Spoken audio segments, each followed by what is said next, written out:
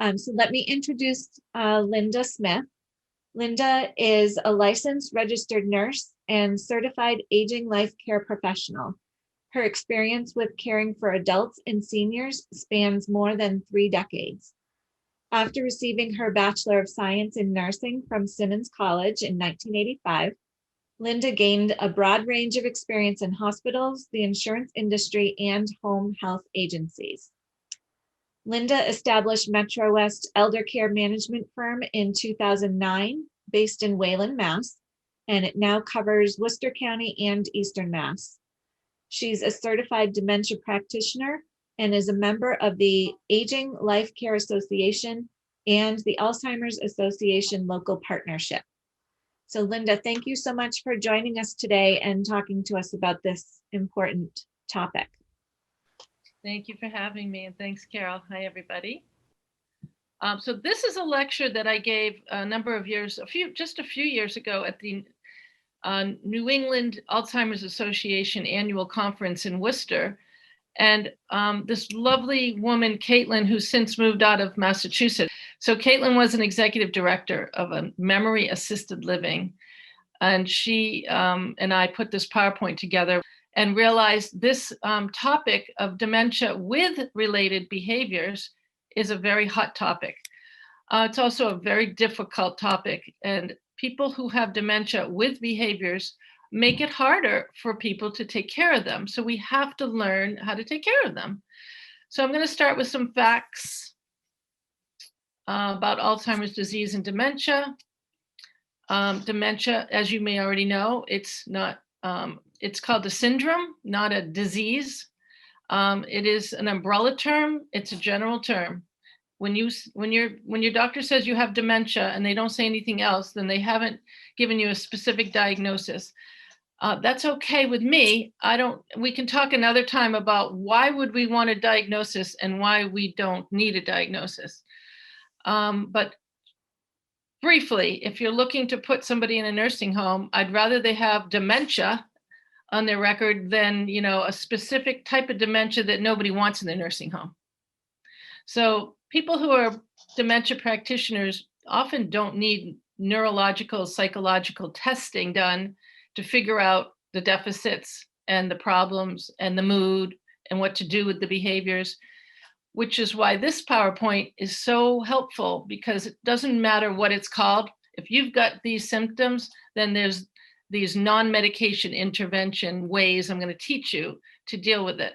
But if it becomes difficult to deal with it with the things I'm going to teach you, then you may need a geriatric psychiatrist or a neuropsychologist to do a test and to give you a specific diagnosis, so you could then have some medicines that might help relax them, might help focus them, might help take the edge off if they're agitated. So not everyone's agitated when they have dementia, and not everyone is anxious, but many people are. So sometimes a little tiny bit of medicine or knowing what the diagnosis is helpful. And I'm just going to whiz through this PowerPoint a little bit, but stop me if I'm going too fast, because I have so much to talk about. So you probably know that the person that you're caring for has a difficult time of adjusting to their day, and they feel stress. If you're arguing with them and reasoning with them, usually that doesn't work with somebody who is not following your lead. People who have dementia still have abilities in many different areas. It's up to you to figure out, with help, where are their strengths and where are their weaknesses. And of course, we all, even healthy people, need moments of success. Somebody with dementia, memory loss, needs to be reminded they just did a good job. And it's not easy. That's why there are support groups for caregivers. Many of them are organized on the Alzheimer's Association website. During pandemic, you can join any support group in the United States, since it's all online. There's different stages of memory loss: mild, mid-stage, late stage. Here are some of the things you might see with mild stage. You notice the attention is shorter. They might have difficulty remembering what word to say. I have a client now who says to me, I know I'm declining. I can't remember what I'm supposed to tell you right now, and I can't get that word out. The aide messed up with the machine in the kitchen, and he meant dishwasher. She put too much of that stuff in there, and it came out too much with that stuff. She put too much soap in, and it made a mess, of soapy mess, when it wasn't clean. And I want to fire her because she's not a good aide. And so he fires people left and right. So he's a difficult person, and we need to train the aides how to work with him. They seem to resist learning new. They may seem to resist learning new things because they can't. For example, my thermostat, everyone's touching it. I am the only one who should be touching it. And then the next day, I don't remember how to touch and move my thermostat. Why are you having me take my meds out of, and put it in a cassette box instead of letting me have it in the bottles like I'm used to? I don't need anyone looking over my shoulder to tell me. So that's kind of mid to moderate stage is what I'm giving you an example of. He needs a cassette box. He needs someone to make sure he doesn't double dip and take bottled medicine directly every day. When my dad misspoke 3 words, that was not dementia. That was a brain tumor.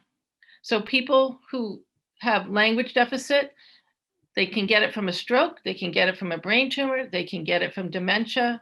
And dementia is a little easier to pick up because it happens slowly and gradually. Sometimes progresses over their lifetime, sometimes it doesn't progress over their lifetime. So sometimes it gets worse, like Alzheimer's gets worse over 8 years in general. Some of the dementias don't get worse and you pass away of a heart attack or a stroke or cancer or something else. So moderate stage, you start to see some more irritability in the person. Sometimes you see them hallucinating. So I have a client with moderate stage. His wife tells me he wakes up at 5 a.m. seeing somebody beating on his children, and he wants to get on the phone call, make sure his children are okay, and give them a warning that somebody is beating up on them. All right. They may need somebody to cue them to go in the shower. They may need someone to wash their back in the shower. Next time I'm going to number these slides so I can tell you when we're going to get to a point where we can ask a question and talk more. Advanced stage, let me see where I'm at. Okay. So you can imagine if it's a dementia that is declining over the lifetime, then language is most likely going to be affected when it's an advanced dementia. So I have a client who's in his 80s and he doesn't really speak much, but he can say, hello, how are you? He sleeps all day in the reclining chair. Sometimes it's word salad, just gobbly, and you go with it. With advanced stages, you go with the word salad and you smile and you act as if it's normal. You don't try to correct them. At any stage, actually, you don't try to correct the person. If it's mild and they're making mess ups with their sentences, then you can say what you think they're wanting to say, or you can reply in a way that gives them the answer, but you don't say you just messed up. So my clients who have advanced dementia, we're looking at their food, we're softening it, we're adding chicken broth, we're adding cream sauce, we're adding more mayonnaise to the tuna fish, we're grinding up their meats. They're becoming incontinent, we're bringing in aides into the home, we're teaching them how to get him, okay, let's get up and walk now. Let's go look out the window, versus put your hand here, then put your hand here, then put your foot there and put your foot there. If you just hand him the toothbrush and say, brush your teeth, or say, come on, let's go. We're going to look at the birds out of the window. This is what I'm teaching a client now in Burlington, Mass. On advanced dementia. The husband doesn't speak very much, but he can follow commands. But not always. If you catch him and he's too tired, you can't get him to get up and go to bed. So we had the firefighters there last week lifting him up to go to bed. Now we're trying to get lifts in the house, teach the aides how to use mechanical lifts. how to work with his energy level, get him in bed at 5 a.m. Medical disorders that can mimic dementia. If it's a dementia that's unexpected, we would like a doctor to make sure that there's no other reason for the problem. Okay, medication toxicity, urinary tract infections. Once that's all ruled out, blood disorders, then we will have a clearer picture of why they are the way they are. So usually dementia that progresses slowly, which is why it's such a hard disease for families to take care of, because it's years and years and years. We want to make sure if somebody is delirious, out of control with their thinking, that it's not an adverse effect of medicine due to having an 88-year-old kidneys in your body. Kidneys and liver detoxify medicines. We don't want to overdrug people. We want them on the least amount of drugs possible for their medical problems that they're on.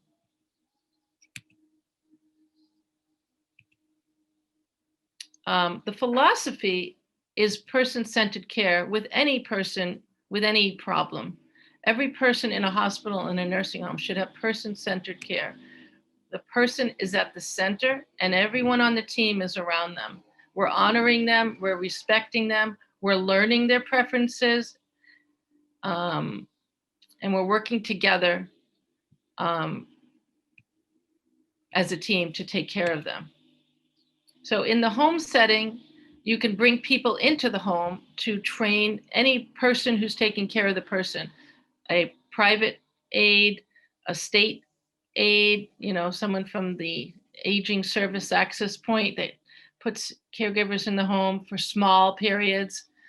The children, the grandchildren, anyone out of state, because we want to incorporate the whole family and support the family to work together and maximize their strengths. So if we have a grandchild in Washington State, we want them on Zoom with the grandparent if the grandparent can appreciate it.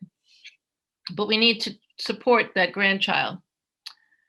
So anybody who's got a behavior is basically, this is an important slide. Any behavior is a signal, it's a communication that something is unmet. It's an expression. If you get angry at your spouse, there's something that's unmet. It doesn't mean your spouse has to meet your needs.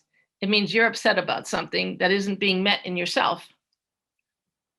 Same with somebody who has memory loss. So when somebody is behavioral, we want to try to figure out the why behind it. They're not going to be able to tell you the why behind it. So here's our first slide on some back and forth for just a few minutes. Does anybody want to share any common unwanted behaviors that they are experiencing in their life with their loved one? Well, Kelly had put in the chat box that when you were describing the man with the dishwasher, she said that it describes her dad. He fired 35 aides. Yeah. Oh, I see. So what I see happen is families will start talking to the father and say, you really can't fire these aides. I know they're not perfect, but they're meeting your needs. You need to have help. You're not safe to be alone. Yeah. So that's why I joined this webinar because we've had 35 of them in 3 years. My parents are extremely well cared for, and they have a private doctor and 2 24/7 live-in aides. It's just the way they've chosen to live in their family home, in a beautiful home. They were in assisted living and they went back to their home. It's not quite that simple, but they didn't like it. My father didn't like it. My mother needed it, but my father didn't like it. So anyways, it's been very stressful. Oh yeah. I have clients just like that, and it is very stressful, and it's stressful for the caregivers. But one thing that I like that I'm hearing is that you have 2 live-in aides versus 6 live-out aides, doing day-night rotation with live-outs. So live-ins that sleep at night are more consistent for the client. But we also want to teach them and role model and supervise them. If they work for the family is the supervisor, and they have to bring in their own educator. like a dementia practitioner, if they work for an agency and they don't have a nurse at the agency who's good at dementia, then they don't get the supervision, the handouts, the easy book to read.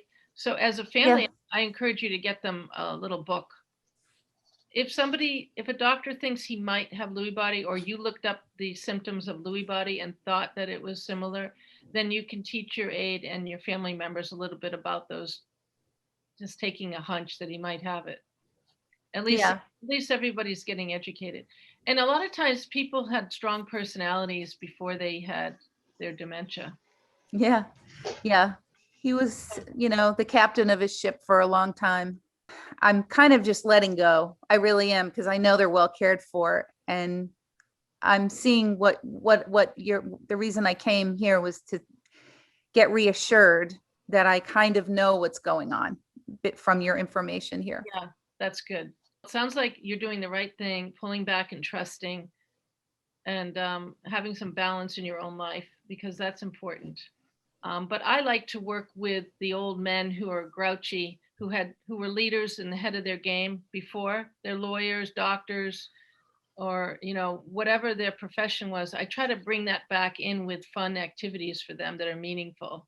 People without dementia need a routine to the day. People with dementia definitely need a routine to the day. So that's what I was working on this morning for a client I'm seeing this afternoon.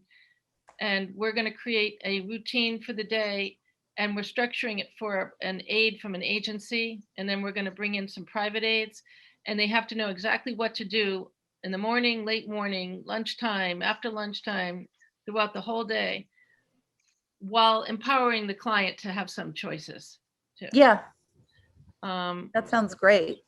I'm at a very different stage, and I'm at the resistance stage.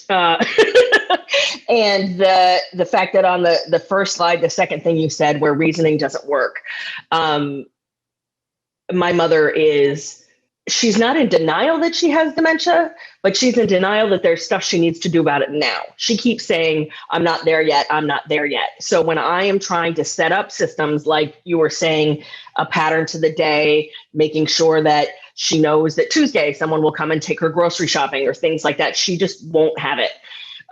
She feels that she's losing her freedom. And we had to take her license away last year.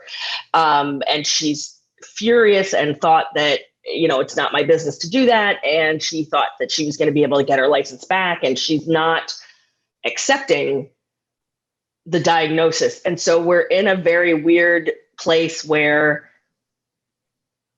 I know her brain isn't working the way it's supposed to, but she acts and talks like it is some of the time. And then, I'm trying to reason with her like the adult that I know that she is. She's stubborn and childish in a way that I don't know kind of what to do with. Right. And I know that that's the dementia, but it's been a coping mechanism for her whole life. Right. And so that's kind of where we are. So I'm looking more for, how do I navigate the beginnings of this when it's really not the beginning? I have wanted to do this over a year ago to get somebody in to help and use their programs. And my mom just said she couldn't handle that. And so now when I talk to her about the things that she should be doing, she says, I'm not there yet, and is really, really resistant to setting up structures. And I've said, the time to set up a handrail, Mom, isn't after you fall. It's before you fall. So I'm not trying to push you down the stairs. I'm not trying to keep you from going up the stairs. I'm trying to put a handrail so that you can manage the stairs on your own, right? As a general metaphor. And she just won't have it. Yeah. That's the main thing. It looks like a person who's in denial, looks like a person who's not coping well, who's angry. It looks like a person who was at the head of her game. She sounds like a literate, educated, high-functioning person. And now she's starting to lose it, but she can't really have the insight 100%. She might know something's off, but her style isn't to have people tell her what to do. That's probably her baseline personality. Actually, she's had people tell her what to do a lot her whole life, and she's done with that now. I think it's more the unfairness of it all really bothers her. And she's not wrong, but that doesn't mean we can ignore it. So I don't know how to let her, she just won't let me help her. She's probably a little less insightful than she appears to be, because she can't keep up with you. You're fast, you're thorough, you're fast, you're wanting to help and do. You're a doer, and she can't keep up with that. Let's continue on. You'll see some more tips as we continue. Great. On. Yep. Now, why aren't I able to see this? Okay, repeating their words, afternoon restlessness, afternoon confusion. Sometimes that's called sundowning.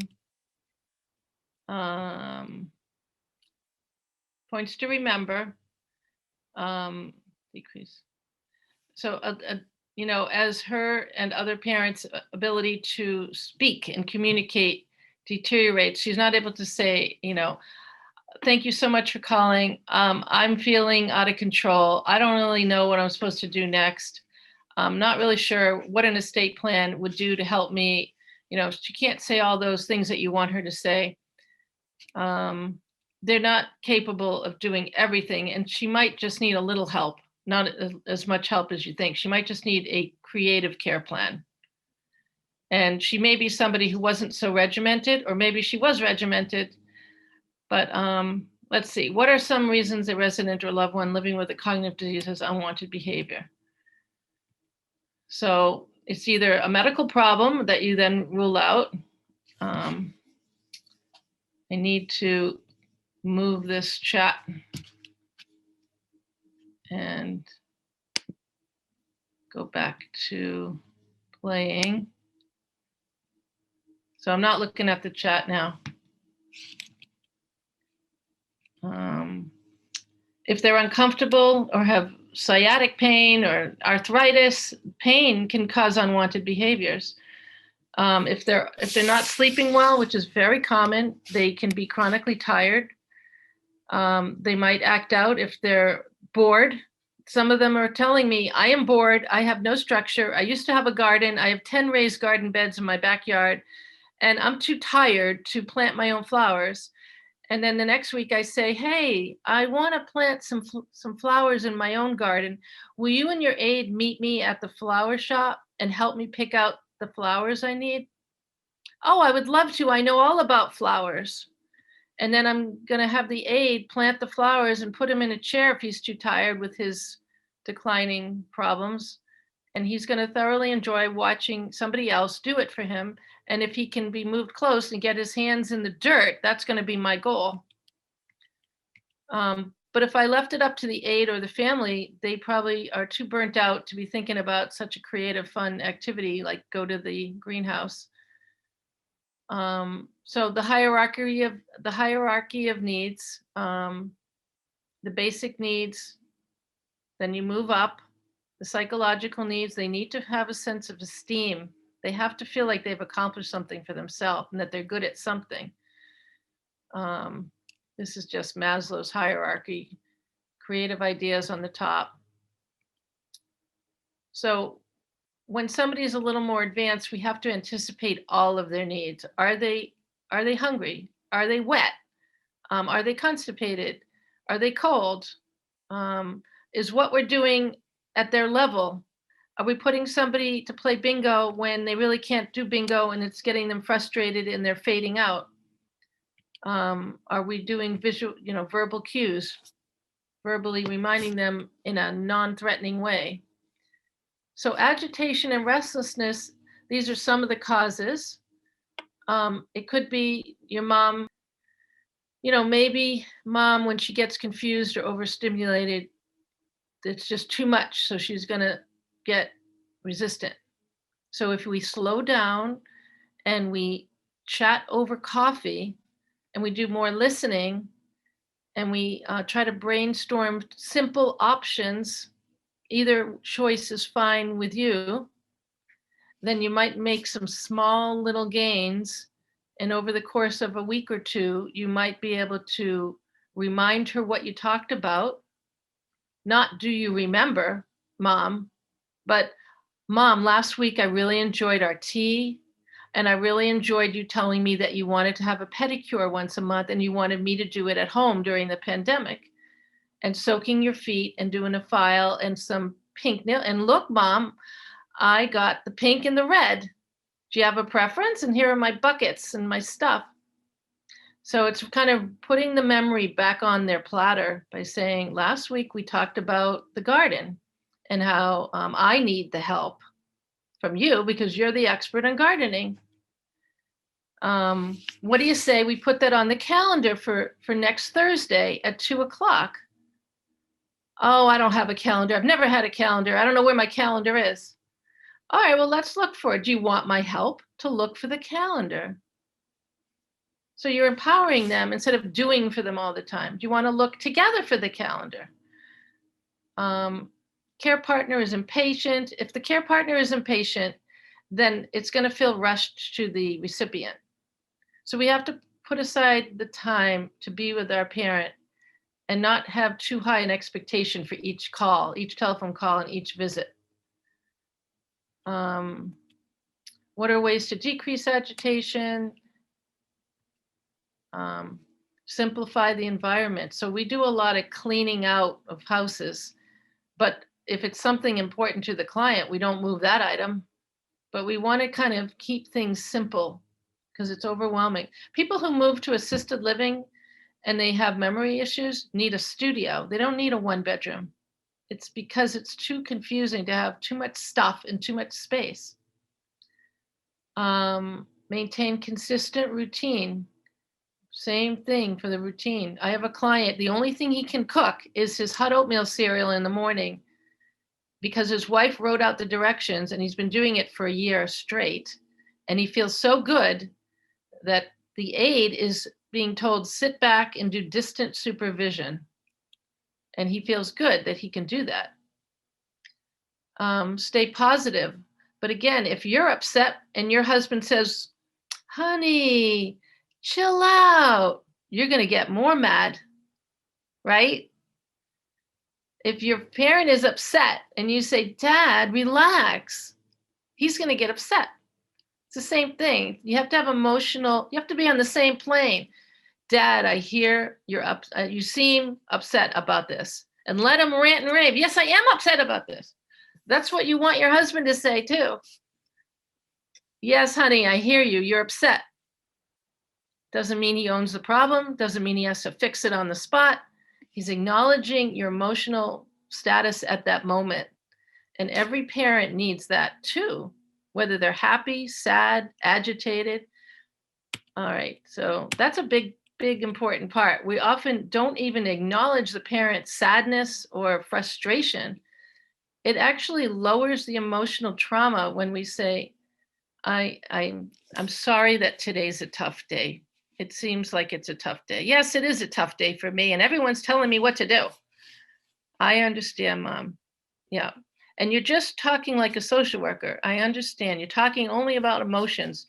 You don't then switch it, say, Mom, I know you're upset, but can we talk about the estate plan we need to get done? You know, you can't do it both in the same conversation. So exit seeking is when somebody is walking out of the house and they could get lost or fall on the curb. And I've had people doing that, and the police have the helicopters looking for them in the whole neighborhood. And it turns out they're having tea with the next door neighbor after they wandered. So confusion about time of day. I like the clock that I use. I don't know the name of this one. I get these clocks and it says the time of day, the date. They're digital clocks. They come in a morning sun and an evening moon, and they come with the time of day. So CLOX is one of my favorite ones, and you'll see them on the web, and they're like $50, and I like to get them for all of my clients, and sometimes they need 2 of them in their house. But we want to try to open the shades in the day and keep the light even in the afternoon. And then we want to make it dark in the evening if it's not going to frighten them at night with hallucinations. Routine, we talked about, you should understand your parents' medicines, what they're for, what the dosage is, and what the side effects are. So that's important. And we talked about sundowning is confusion at the end of the day. And we try to prevent that. Some people need full spectrum light bulbs to prevent sundowning. So we want to prevent the wandering by doing all these things, engage them in purposeful activities that are interesting to them. Encourage, there are specialists that can talk to you, activity specialists. I'm thinking of looking for one to work for us because I do a lot of that with our clients, but I could bring on an activity specialist to get creative.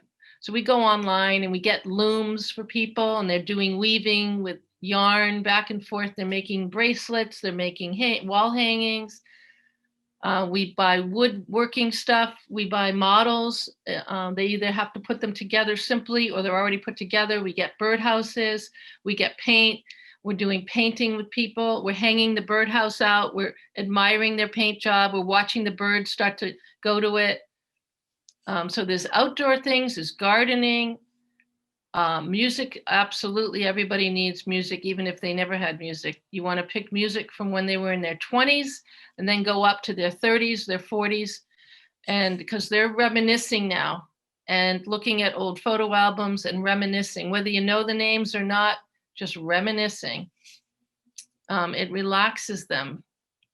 Taking a walk and having exercise. So I have 3 people now who are PTs, OTs, and OT assistants, and they're all personal trainers, and everybody needs exercise more than we think, and they need sunlight in the daytime. So if somebody is resistant to personal care, bathing, dressing, grooming, help with eating, let's see. Sometimes they can't sequence their events. Like they go in the shower, they might be able to turn on the water, but then they just do their arms and then they leave. That's called sequencing of tasks. Sometimes they can't initiate, but it's not that they're unwilling, or sometimes they're unwilling and they can't initiate. So somebody who's resistant to having a shower, we would see if they would soak their feet in a basin in the bathroom next to the shower. And we do that as often as we can. So it's a pattern. So let's say we try that every day. The next week, we might soak their hands and their feet in the bathroom next to the shower. Maybe the next week, we'd put them in the shower with the basin and a hot washcloth, and we don't run the water. We just do a basin in the shower with a sponge bath instead of sitting them on the toilet bowl. So you just go little by little, because some people are afraid of the shower running on their body. So we might get a bed shampoo tray. There's blow up in plastic, and we can give them a shampoo in the bed and then do a sponge bath in the shower. Maybe we'll run the water, but we have them in the bathroom having a sponge bath. So we're getting used to the steaminess. So it doesn't sound like any of you are in the later stages, so I'm going to keep going. What are ways to overcome resistance? Make sure they're comfortable, make sure they're safe, approach them slowly, don't rush them, try to create habits. So you might have to write them out. You might have to empower them. So I have a deck of cards, and I take paper to the cards, and I have the routine, and I let them put it in any order they want, and we play with the cards and the routine. And that's empowering them to figure out, what do they do when they first wake up? Then what do they do next? And what do they do next? And let's have, a blank card. What do we want to do for fun today? So that's what some people need, and it empowers them. Even people with mild dementia benefit from that.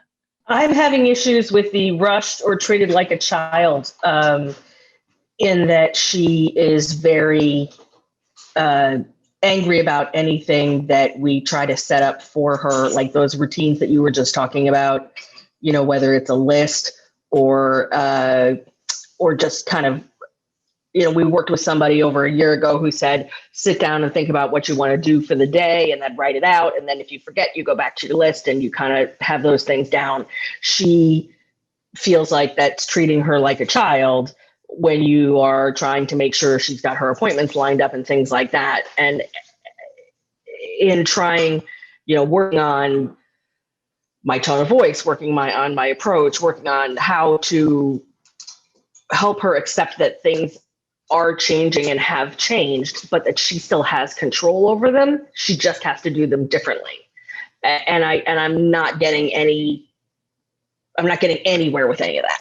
What was your mother's profession? She was a nurse a million years ago. She hasn't worked as a nurse in years and years, but I think her background has helped her skip a little bit to amp up her fear of what is coming in a way that's not letting her take medium steps and prepare for that and enjoy today. And, the pandemic just made it all worse, right? The pandemic just made her home by herself. So she's home alone? it's very hard. Yeah. Mm-hmm. My brother lives about 5 miles from her. And So you're not near her? You're not near her? No, I'm on the other side of the country. Oh. Yeah, which is super hard. Yeah.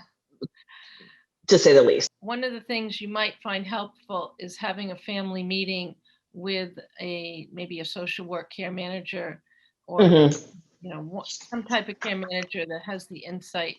And we do family meetings where we teach the siblings how not to split one another, how to stay together as a team. Mom would not want you and your brother to be separate emotionally over her. Yeah. And so having those conference calls, even once a month for a couple of months, you learn about each other. And your brother will gain a little respect. And for your, you have a lot to give. As the person who's not physically there, I'm the person who does the research and the person who does the paperwork and gets all those things. I mean, we've got the power of attorney for finances and for health and those kind of things. It might be that she's really not capable of doing it alone, even though she wants to feel that she can do things alone. Yeah. Some of our clients' children have a software program that they rent or buy where they can manage the computer at the parent's home, and the parent only has to turn on the computer. So they have the screen sharing capability and they can control the computer, and they can do Zooming with each other, and they can do senior center activities that are all online across the country. You have to register, but you can join any of the senior center activities all across the country. And then the child is controlling the parent's laptop or desktop. I don't know what that software is called, but I know it's out there. Keeping your voice low and soft, and you might need to make a sign for yourself saying low and soft and back off if mom is resistant. Asking questions of a resistant parent that's not going to push them in the corner, but kind of like an open-ended question, or asking an opinion of a parent sometimes is less threatening than asking them to do something or asking them a memory question. So I want your opinion, Mom. If something happened to me, Mom, who do you think should take care of me? And then you're testing her insight, but you're also validating her intelligence, and she feels valued, and she starts to relax on the phone call a little bit. So sometimes you veer off to another direction in order to bring them down, and then you identify if they have the insight to even do what you want them to do next. So asking them, be curious and ask them where or when or, how, or ways to decrease distress, limit the activities to those that are successful. If you're doing decision making, which it sounds like you are with your mom, try to do one choice at a time, and eventually you'll get it done. And it could be she's capable, it could be she's not capable, but maybe one choice at a time she's capable. It's one step at a time, break down the process, keep violence on TV away from them if they have mid and late stage, even mild stage. They really should have just pleasantries on TV. Some of our clients are pre-recording TV shows, and they have DVDs, and they're playing old-time movies and musicals. And sometimes people want the same musical every night, and that's okay. A non-demanding approach, stay low and at eye level when you're with them, so don't tower over them. Sometimes they don't remember who you are as things get advanced. Hi, Mom, it's me, Linda. What a beautiful sunny day today. It's good to see you. Small talk, so they can feel a sense of accomplishment, chit-chatting, nothingness. Just chit-chat about nothingness, the weather. They feel empowered because that's something they can do. So simple words, end with last word, what you want. So if you're chatting about something, make sure you end with what you want if you want them to do something, because they might have forgotten what you told them in the previous sentence. Would you like to get dressed? Simplifying the tasks. Failure-free choices. Do you want the red sweater or the green sweater? And show them so they see it. Praising and encouraging. Don't you look beautiful? Even if they have lipstick on their cheek, don't you look beautiful? Even though they have 2 different earrings, you look glamorous. You can write a letter. Okay. So we write letters sometimes from make-believe people in order to help our clients do what they're supposed to do. So it might be, for an example, you haven't come in for your follow-up dentist, and please come in and, or we booked an appointment for you. Here's the date and time. Love, your dentist. That's an example of a therapeutic fib. It's a white lie, but it works. It lowers their stress. They get a letter from their doctor that you made, and they put it on their calendar. And they're so happy their doctor has written them because they never got a letter from a doctor before. People that are advanced will audio tape or will do a video of their family member talking. So when they're anxious, we'll show them the person saying, "Hi, Mom, I can't talk long, but I hope you have a nice hot shower this morning. I'll call you later." And they think it's real life and it's a pre-recording, and then they jump in the shower because they can't wait for their daughter to call them later.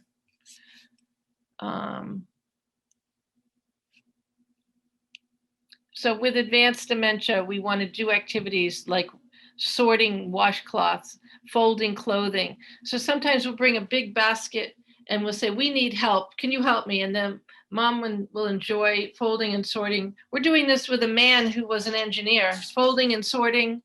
And then we go out of the room and we dump it on the bed. We put it back in the laundry basket and we say, "We got more clothing." And it's a wonderful feeling for them to feel the accomplishment. And it's good for their arthritic fingers, keeps them awake during the day. So when you can't interpret what your parent is saying to you, you have to try to, if they're not really communicating clearly, then respond to the emotional tone and take a guess on the emotional thing that's going on with them. And just stay calm and slow and patient. And try to figure out if there's triggering events that's leading to the person's upset. Try to figure out what's escalating them and try some different tactic to see if it changes. We want to avoid catastrophic reactions.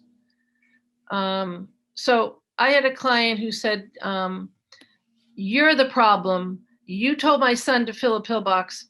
I don't want you in my life anymore. You're fired."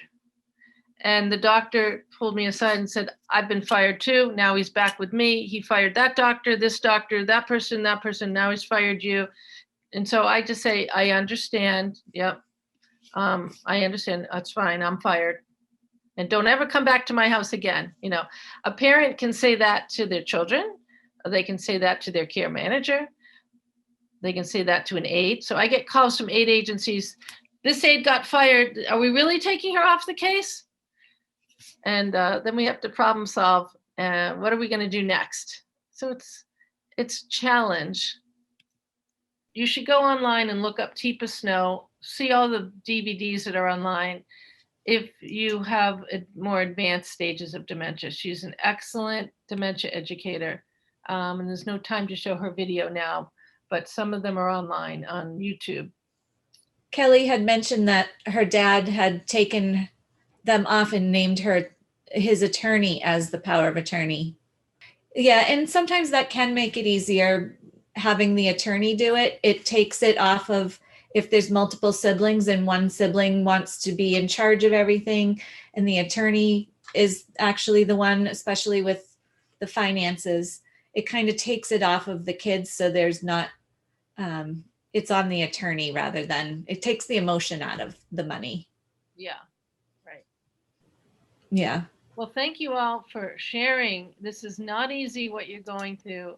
And I acknowledge your ability to stay connected to your family and your parents, even when you have resistance coming from different people. It's not an easy thing. So I encourage you to get support, maybe Yeah. join a caregiver support group. They're all online now. Right. You can put in your zip code on the Alzheimer's Association. It's a national association. Use your estate attorney if you're with Generations. They're very knowledgeable, very supportive. Mhm. They know a lot of community resources. We know a lot of community resources too, of all different kinds. Yep. So it's a balancing act. Right. Thank you all for coming. Yeah. And Linda, thank you so much for sharing all that information. Thank you. Bye-bye. Your son. Bye-bye.